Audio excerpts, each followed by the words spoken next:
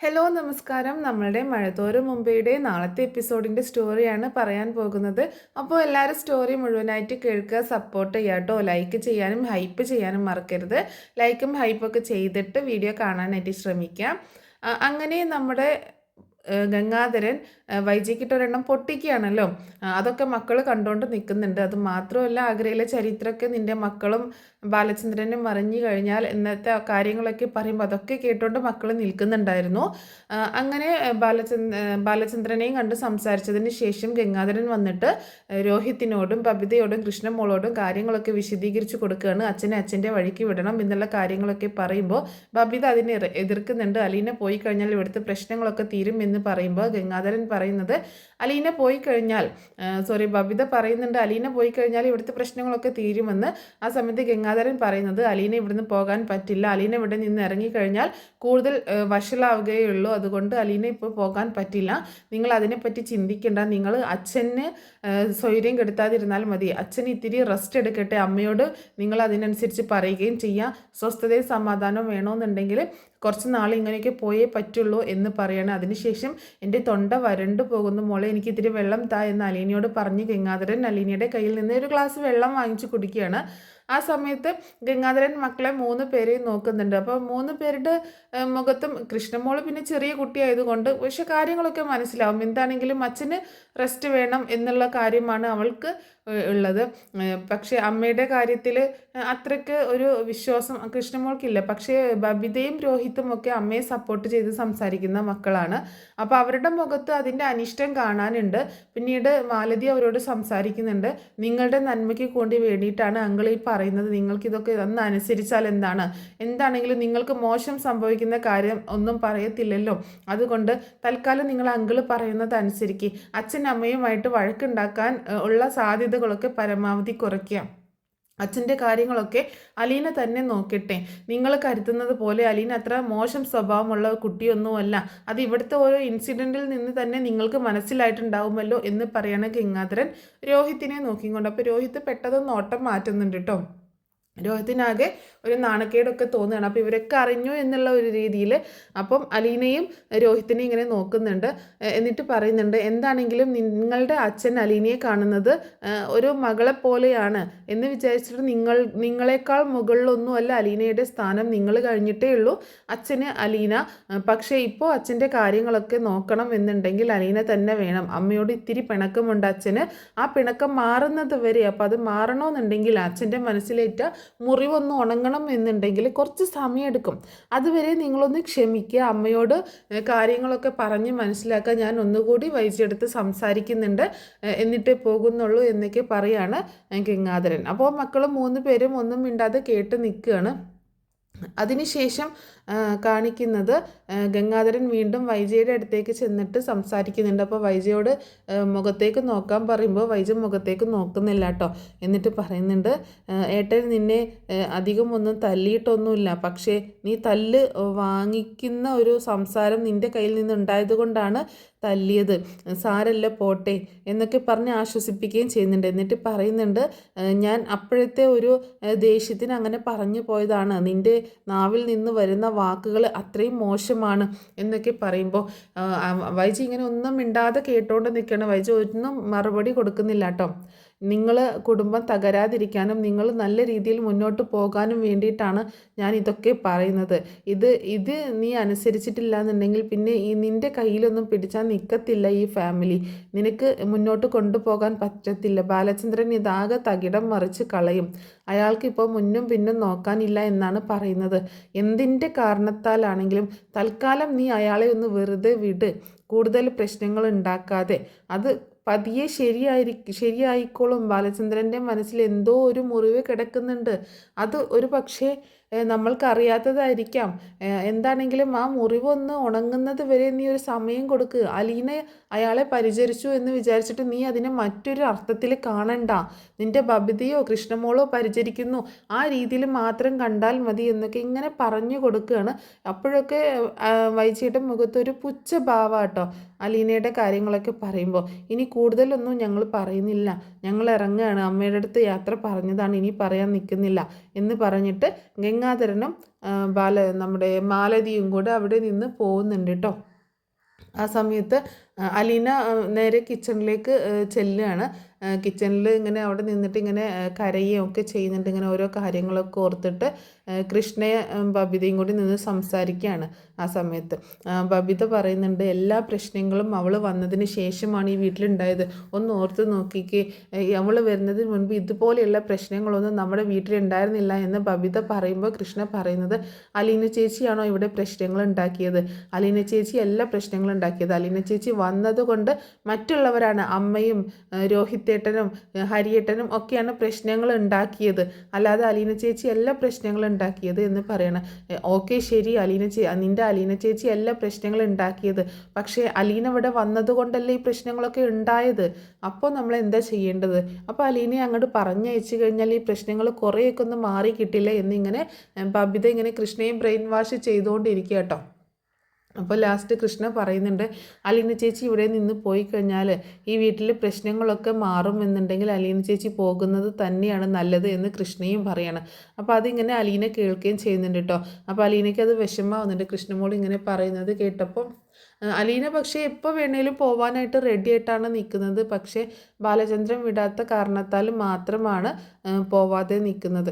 അങ്ങനെ ഗംഗാധരനും മാലതിയും കൂടി പോയതിന് ശേഷം വൈജ അവിടെ ഇങ്ങനെ ടേബിളിൽ വന്നിരിക്കുന്നുണ്ട് കേട്ടോ. ടേബിളിൽ വന്നിരിക്കുന്ന സമയം വൈജ നേരെ മുത്തശ്ശിയുടെ അടുത്തേക്ക് ചെല്ലുകയാണ്. വൈജയന്തി അപ്പോൾ മുത്തശ്ശിയുടെ അടുത്തേക്ക് ചെല്ലുമ്പോൾ ഗംഗാധരൻ പോയോ എന്ന് ചോദിക്കുന്നുണ്ട് മുത്തശ്ശി. അപ്പോൾ വൈജ പറയുന്നുണ്ട്, ആ പോയി എന്ന് പറയാണ്.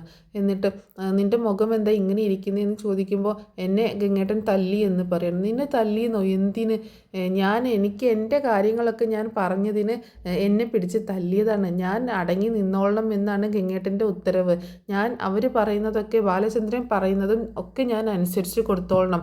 ബാലചന്ദ്രൻ ചെയ്യുന്നതിനെ ഒന്നും എതിർക്കാൻ പാടില്ല. അയാൾ എന്ത് തോന്നിവാസം കാണിച്ചാലും ഞാൻ ഒന്നും മിണ്ടാൻ പാടില്ല, അയാളുടെ കാര്യങ്ങൾ അന്വേഷിക്കാൻ പാടില്ല, ഒന്നും പാടില്ല. അങ്ങനെയാണ് എന്നോട് പറഞ്ഞു വെച്ചേക്കുന്നത്. ഞാൻ അലീനയെ മാത്രം കണ്ടാൽ മതി, അത് എന്താണ് കാരണമെന്ന് എനിക്കറിയണ്ടേ? ഇതൊക്കെ ചോദിച്ചതിനാണ് എന്നെ തല്ലിയത് എന്ന് പറയണം. എന്നിട്ട് നീ ആ തല്ല് വാങ്ങിക്കാൻ പോയിട്ടല്ലേ? ബാലചന്ദ്രനെ നിന്നെ കാണാൻ താല്പര്യമല്ലെങ്കിൽ, നീ നോക്കുന്നത് ഇഷ്ടപ്പെടുന്നില്ലെങ്കിൽ അതിനെന്തെങ്കിലും ഒരു റീസൺ ഉണ്ടായിട്ടുണ്ടാകും.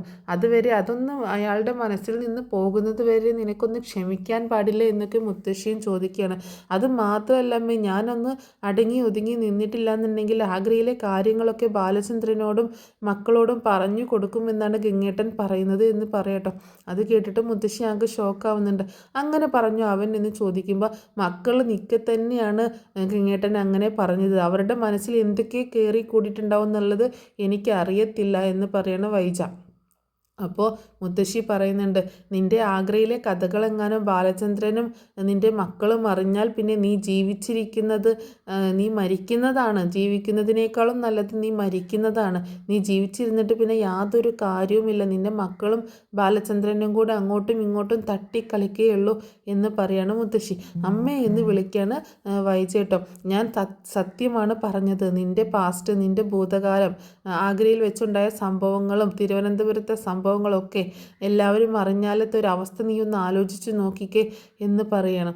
ഇനി അഥവാ അതെങ്ങാനും ബാലചന്ദ്രൻ അറിഞ്ഞിട്ടുണ്ടാകുമോ എന്ന് മുത്തശ്ശി ഇങ്ങനെ സ്വയം ഇങ്ങനെ ചോദിക്കുമ്പോൾ അമ്മയൊന്നും മിണ്ടാതിരിക്കുന്നുണ്ടോ എന്ന് പറയണം.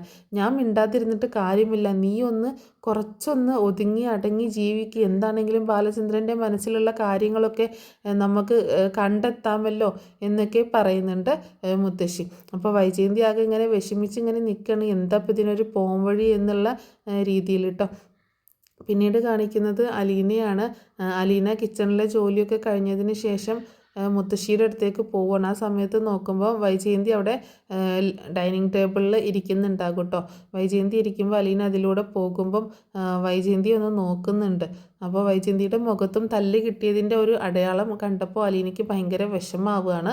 അപ്പോൾ അലീന അത് മൈൻഡ് ചെയ്യാതെ അങ്ങോട്ട് പോകാൻ നിൽക്കുന്ന സമയത്ത് നിക്കടി അവിടെ എന്ന് പറയണം. എന്നെ എൻ്റെ ഏട്ടൻ തല്ലിയത് കണ്ടിട്ട് നീ വല്ലാണ്ട് നെകളിക്കേണ്ട, നീ സന്തോഷിക്കേണ്ട. എന്നെ തല്ലിയത് എൻ്റെ ഏട്ടനാണ്. ഏട്ടന് എന്നെ തല്ലാനുള്ള അധികാരവും അവകാശവും ഒക്കെ ഉണ്ട്. അത് കണ്ടിട്ട് നീ നെകളിക്കേണ്ട. നിന്നെ ഞാൻ ഇവിടെ നിന്ന് എത്രയും പെട്ടെന്ന് പറപ്പിക്കുക തന്നെ ചെയ്യും. നിന്നെ ഇവിടെ ഞാൻ വെച്ച് വാഴിക്കത്തില്ല എന്ന് പറയുമ്പോൾ അലീന ഒന്നും മിണ്ടാതെ പിന്നെ അവിടെ നിന്ന് പോവുക കേട്ടോ. എന്നിട്ട് വൈജയന്തി അവിടെ തന്നെ ഇരിക്കുന്നുണ്ട്. അതേസമയം വൈജയന്തി അവിടെ ഇരിക്കുന്ന സമയത്ത് കൃഷ്ണയും ബബിതയും കൂടെ അടുത്തേക്ക് ചെല്ലുന്നുണ്ട് കേട്ടോ. അങ്ങനെ അടുത്തേക്ക് ചെന്നിട്ട് അവരിങ്ങനെ ചെല്ലുമ്പോൾ വൈജി ഇങ്ങനെ തല പൊക്കി നോക്കുകയാണ്. ഭയങ്കര സങ്കടമൊക്കെ ഉണ്ട്, കണ്ണൊക്കെ നിറഞ്ഞിട്ടുണ്ട്. അപ്പോൾ കൃഷ്ണ ചോദിക്കുന്നുണ്ട്, അമ്മയ്ക്ക് നോവുന്നുണ്ടോ, അമ്മ എന്തിനാണ് ഇങ്ങനെയൊക്കെ സംസാരിക്കാൻ പോയത്, അതുകൊണ്ടല്ലേ അങ്കിള് തല്ലിയത് എന്നൊക്കെ പറയാണ്.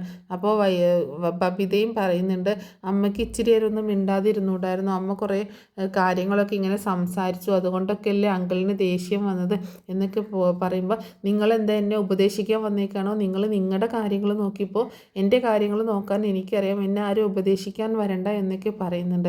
അപ്പോൾ ബബിത പറയുന്നുണ്ട്, ഞങ്ങൾ അമ്മയെ ഉപദേശിക്കാനൊന്നും വന്നതല്ല, അതിന് ഞങ്ങൾ വളർന്നിട്ടുമില്ല, പക്ഷേ ഞങ്ങൾക്ക് തോന്നുന്ന കാര്യങ്ങൾ പോലും അമ്മയ്ക്ക് തോന്നുന്നില്ലല്ലോ, അതുകൊണ്ടാണ് പറഞ്ഞത് എന്ന് പറയുമ്പോൾ, നിങ്ങൾക്ക് എന്താണ് തോന്നുന്നത് എന്ന് ചോദിക്കുകയാണ്. അത് അച്ഛൻ അവിടെ ഒറ്റയ്ക്ക് കിടക്കാനാണ് താല്പര്യമെങ്കിൽ അച്ഛൻ അവിടെ കിടക്കട്ടെ എന്ന് വെക്കണം. അപ്പോൾ കുറച്ച് നാൾ അച്ഛൻ അവിടെ കിടക്കുമ്പോൾ അച്ഛൻ അതിൻ്റെ കാര്യങ്ങളൊക്കെ മനസ്സിലാകും. അപ്പോൾ അച്ഛൻ തന്നെ താഴേക്ക് വന്നോളും. പിന്നെ അമ്മ ഇവിടെ കിടന്ന് എന്തിനാണ് ഇങ്ങനെ ബഹളം ഉണ്ടാക്കുന്നത് എന്നൊക്കെ ചോദിക്കുകയാണ് ബബിത. അപ്പോൾ കൃഷ്ണയും പറയുന്നുണ്ട്, തൽക്കാലം അച്ഛൻ അവിടെ കിടക്കട്ടെ, അച്ഛനെ അലീന ചേച്ചി നോക്കട്ടെ, അലീന ചേച്ചി അമ്മ ചിന്തിക്കുന്നത് പോലെ മോശം രീതിയിലൊന്നും ഒരിക്കലും കാണത്തില്ല, കാരണം അച്ഛൻ അലീന ചേച്ചിയോടുള്ളത് ഒരു മകളോടുള്ള സ്നേഹം തന്നെയാണ്, അത് എനിക്ക് അറിയാവുന്നതാണ്, അതുകൊണ്ടാണ് ഞാൻ പറയുന്നത് എന്ന് പറയുമ്പോൾ വൈജി ഇങ്ങനെ പുച്ഛത്തിൽ ചിരിക്കുന്നുണ്ട് കേട്ടോ. അപ്പോൾ ബബിത ചോദിക്കുന്നുണ്ട്, അല്ലമ്മേ ഒരു കാര്യം ചോദിക്കട്ടെ, ഗംഗാധരനങ്ങൾ എന്തൊക്കെയോ പറഞ്ഞല്ലോ, ഞങ്ങളറിയാത്ത എന്തെങ്കിലുമൊക്കെ രഹസ്യങ്ങൾ, അറിയാൻ പാടില്ലാത്ത രഹസ്യങ്ങൾ അമ്മയുടെ ജീവിതത്തിൽ ഉണ്ടായിട്ടുണ്ടോ എന്ന് ചോദിക്കുമ്പോൾ വൈജി ആകെ ഷോക്കായിട്ട് ഞെട്ടിത്തരിച്ച് ഇങ്ങനെ നോക്കുകയാണ് ബബിതയും കൃഷ്ണയും കേട്ടോ. അമ്മ എന്താ ഇങ്ങനെ നോക്കുന്നത്, ഞാൻ ചോദിച്ചത് മനസ്സിലായില്ലേ, അങ്കിൾ അവിടെ പറയുന്നത് കേട്ടല്ലോ, ആഗ്രഹചരിത്രമൊക്കെ അറിഞ്ഞു കഴിഞ്ഞാൽ നിൻ്റെ മക്കളെന്നെ നിന്നെ എടുത്ത് ദൂരെ കളയുമെന്ന്, അത്രയ്ക്കും എന്ത് ചരിത്രമാണ് അമ്മയുടെ ബാക്ക്ഗ്രൗണ്ടിലുള്ളത് എന്ന് ചോദിക്കുമ്പോൾ വൈജി ഇങ്ങനെ ആകെ ഷോക്കായിട്ട് നിൽക്കണം, എന്ത് മറുപടി പറയണമെന്നറിയാതെ കേട്ടോ. അപ്പോൾ വൈജി പറയുന്നുണ്ട്, എനിക്കറിയാൻ പാടില്ല, നിങ്ങൾക്ക് നിങ്ങളുടെ അങ്കിളിനോട് തന്നെ ചോദിക്കാൻ പാടില്ലായിരുന്നു എന്ന് ചോദിക്കുമ്പോൾ ആ സമയത്ത് അങ്കിൾ അത് പറഞ്ഞപ്പോൾ അമ്മ മിണ്ടാതായതാണ്. അപ്പോൾ അമ്മയുടെ ലൈഫിൽ എന്തോ ഒരു സംഭവം ആ സമയത്ത് നടന്നിട്ടുണ്ട്, അതുകൊണ്ടല്ലേ അമ്മ മിണ്ടായതായത് എന്നൊക്കെ ചോദിക്കുമ്പോൾ ബബിതയുടെ അടുത്തും കൃഷ്ണയുടെ അടുത്തും വൈജ വഴക്കുണ്ടാക്കുകയാണ്. നിങ്ങൾ എന്നെ ചോദ്യം ചെയ്യാറായോ, നിങ്ങൾ എന്നെ സംശയിക്കാറായോ, നിങ്ങൾ എന്നെ ക്വസ്റ്റ്യൻ ചെയ്യാൻ വന്നതാണോ എന്നൊക്കെ പറഞ്ഞ് അവരവിടെ നിന്ന് ഓടിക്കുകയാണ് ചെയ്യുന്നത് കേട്ടോ. അങ്ങനെ അവർ രണ്ടുപേരും കൂടെ ഇനി അമ്മയോട് സംസാരിച്ചിട്ട് കാര്യമല്ല, അമ്മ നന്നാവാൻ പോകുന്നില്ല എന്നൊക്കെ പറഞ്ഞിട്ട് രണ്ടുപേരും കൂടെ അവിടെ നിന്ന് പോകുന്നുണ്ട്. പിന്നീട് കാണിക്കുന്നത് അലീന മുത്തശ്ശിയുടെ റൂമിലേക്ക് വരുന്ന സമയത്ത് അലീനയുടെ കവളിൽ ഇങ്ങനെ തല്ലിയതിൻ്റെ അടയാളമൊക്കെ ഉണ്ടല്ലോ. അപ്പം മുത്തശ്ശി ചോദിക്കുന്നുണ്ട്, എന്ത് പറ്റി മോളെ, എന്താ പറ്റിയത് എന്നൊക്കെ ചോദിക്കുമ്പോൾ മാഡം എന്നെ തല്ലി എന്നുള്ള കാര്യങ്ങൾ പറയണം. അതിനാണോ ഗംഗാധരൻ വൈജയെ പോയി തല്ലിയത് എന്നൊക്കെ ചോദിക്കുമ്പം അതേ മുത്തശ്ശി, മാഡം എന്തൊക്കെയോ മോശമായ രീതിയിൽ പറയുന്നത് കേട്ടു, എന്നെയും ബാലചന്ദ്രൻ സാറിനെയും കുറിച്ചിട്ട്, അതുകൊണ്ടൊക്കെ ദേഷ്യം വന്നിട്ട് സാറ് ചെയ്തതാണ്, ഗംഗാധരൻ സാറ് ചെയ്തതാണ് എന്ന് പറയാണ് അലീന. അപ്പോൾ മുത്തശ്ശി പറയുന്നുണ്ട്, ഇനി എത്ര നാൾ ഇങ്ങനെ ഈ ഒരു പ്രശ്നഭരിതമായിട്ടുള്ള വീട്ടിൽ ഇങ്ങനെ താമസിക്കും, ഇവിടെ എങ്ങനെയെങ്കിലും ഈ പ്രശ്നം ഒന്ന് സോൾവ് ആവണ്ടേ എന്നൊക്കെ ചോദിക്കുമ്പം, സോൾവ് ആവണം മുത്തശ്ശി, ഈ വീട്ടിലെ പ്രശ്നങ്ങളെല്ലാം സോൾവ് ആവണം, പോയി കഴിഞ്ഞാൽ ഈ വീട്ടിലെ പ്രശ്നങ്ങളൊക്കെ സോൾവ് ആകുമെന്നാണ് ഇപ്പോൾ കൃഷ്ണമോളും പറയുന്നത്. ഞാനിപ്പോൾ എന്താ വേണ്ടത് മുത്തശ്ശി, എനിക്കാകെ ആലോചിച്ചിട്ട് ഒരു എത്തും പിടിയും കിട്ടുന്നില്ല എന്ന് പറയണം. നിൻ്റെ തീരുമാനം എന്താണെന്ന് ചോദിക്കുമ്പോൾ, എന്താണെങ്കിലും ഞാനിപ്പോൾ പോകുന്നില്ല എന്ന് തന്നെ തീരുമാനിച്ചു മുത്തശ്ശി, കാരണം ഇപ്പോഴത്തെ സാഹചര്യത്തിൽ ബാലചന്ദ്രൻ സാറിൻ്റെ കൂടെ നിൽക്കുക എന്നുള്ളതാണ് അത്യാവശ്യം. ഇപ്പോൾ മുത്തശ്ശിയുടെ മോനും ഗംഗാധരനങ്ങളില്ലേ, അദ്ദേഹം പറഞ്ഞത് അത് തന്നെയാണ്, എന്തൊക്കെ പ്രശ്നം വന്നാലും ഇവിടെ നിന്ന് പോവരുത് എന്ന് പറയണം. അപ്പം മുത്തശ്ശി പറയുന്നുണ്ട്, നീയും രണ്ടും കൽപ്പിച്ചാണോ, നിനക്കെങ്കിലും ഒന്ന് ഒതുങ്ങി കൊടുത്തൂടെ, നിനക്ക് ഇവിടെ നിന്ന് പൊക്കൂടെ എന്ന് ചോദിക്കുമ്പോൾ അലീന ചോദിക്കുന്നുണ്ട്, മുത്തശ്ശിക്കും ഞാൻ ഇവിടെ നിന്ന് പോകണം എന്നാണോ ആഗ്രഹം, ഇത്രയും നാളും എന്നെ ഇവിടെ പിടിച്ചു നിർത്തിയത് മുത്തശ്ശിയല്ലേ, പോവല്ലേ എന്നും പറഞ്ഞിട്ട് എന്ന് ചോദിക്കുകയാണ് അലീന. ആ മുത്തശ്ശിയും എന്നോട് ഇവിടെ നിന്ന് ഇറങ്ങിപ്പോവാനാണോ പറയുന്നത് എന്ന് ചോദിക്കുമ്പോൾ, അതല്ല കുഞ്ഞെ, എങ്ങനെയെങ്കിലും ഇവിടുത്തെ പ്രശ്നങ്ങളൊന്ന് സോൾവ് ആവുകയാണെങ്കിൽ, ഒന്ന് ഒതുങ്ങുകയാണെങ്കിൽ ഒതുങ്ങട്ടെ എന്ന് കരുതിയിട്ടാണ് ഞാൻ പറഞ്ഞത് പറഞ്ഞത് എന്ന് പറയുമ്പോൾ അലീന പറയുന്നുണ്ട്, ഞാൻ ഇവിടെ നിന്ന് പോയാലൊന്നും ഇവിടുത്തെ പ്രശ്നങ്ങളൊന്നും സോൾവ് ആവത്തില്ല മുത്തശ്ശി. ഞാൻ ഇവിടെ നിന്ന് ഇറങ്ങിക്കഴിഞ്ഞാൽ ആ നിമിഷം ബാലചന്ദ്രൻ സാറും ഈ വീട്ടിൽ നിന്ന് ഇറങ്ങും. പിന്നീട് ഞാൻ എന്നാണോ തിരിച്ചു വരുന്നത് അന്ന് മാത്രമേ ഈ വീട്ടിലേക്ക് തിരിച്ചു വരത്തുള്ളൂ എന്നാണ് പറഞ്ഞത് എന്ന് പറയുമ്പോൾ, അതൊക്കെ ബാലൻ വെറുതെ പറയുന്നതാണ്, അങ്ങനെയൊന്നും നടക്കാൻ പോകുന്നില്ല എന്ന് പറയുമ്പോൾ, അല്ല മുത്തശ്ശി, അത് വളരെ കാര്യമായിട്ട് പറഞ്ഞതാണ്. ബാലചന്ദ്രൻ സാർ എന്തൊക്കെയോ കാര്യങ്ങൾ മനസ്സിൽ ആലോചിച്ച് ഉറപ്പിച്ച് വെച്ചിട്ടുണ്ട്. അപ്പോൾ അത് അങ്ങനെ തന്നെ നടക്കും. അതുകൊണ്ട് എനിക്ക് തൽക്കാലം പോകാൻ വയ്യ, എനിക്ക് പോവാനും വയ്യ പോവാതിരിക്കാനും വയ്യ എന്ന് പറഞ്ഞൊരവസ്ഥയാണ്. തൽക്കാലം ബാലചന്ദ്രൻ സാർ പറയുന്നത് അനുസരിക്കാമെന്ന് ഞാൻ കരുതുന്നു എന്ന് പറയാണ് അലീന. ഇനി എന്തൊക്കെ ഇവിടെ കാണേണ്ടി വരുമോ ആവോ എൻ്റെ ദൈവമേ എന്ന് പറഞ്ഞ് മുത്തശ്ശിയും ആകെ സങ്കടപ്പെട്ടിരിക്കുകയാണ്.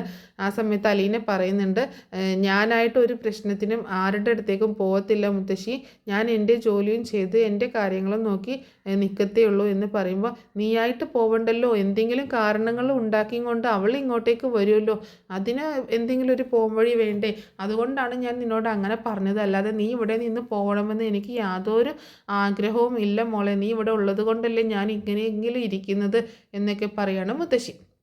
അപ്പോൾ ഇത്രയും കാര്യങ്ങളൊക്കെയാണ് നാളത്തെ എപ്പിസോഡിൽ സംഭവിക്കാൻ പോകുന്നത്. അപ്പോൾ ഇതിൽ ചില ഭാഗങ്ങളും ചില ഡയലോഗുകളും സീനുകളൊക്കെ ചിലപ്പോൾ മാറാനുള്ള സാധ്യത ഉണ്ട് കേട്ടോ. കുറച്ചൊക്കെ പ്രൊമോ കണ്ടിട്ടും പിന്നെ നമ്മുടെ ഓൺ ഇമാജിനേഷനും കൂട്ടിയിട്ടാണ് നമ്മൾ സ്റ്റോറി പറഞ്ഞിട്ടുള്ളത്. അപ്പോൾ എന്തെങ്കിലും തെറ്റുകുറ്റങ്ങളൊക്കെ വന്നിട്ടുണ്ടെങ്കിൽ എല്ലാവരും ക്ഷമിക്കുക, സപ്പോർട്ട് ചെയ്യുക കേട്ടോ. Thanks for watching.